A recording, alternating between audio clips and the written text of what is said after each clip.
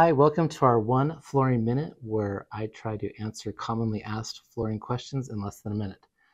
How often should I have my carpet cleaned? So most carpet manufacturers require that you have your carpets cleaned usually a minimum every 18 to 24 months to maintain your warranties.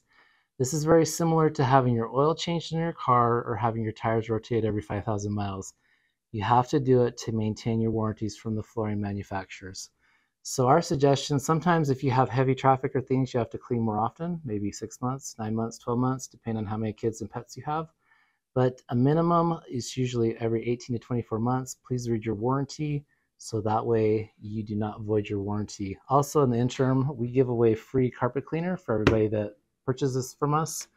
And that's another way to keep it so that way you don't have to worry about spots until you're ready to clean it professionally. So thanks for watching and have a wonderful day.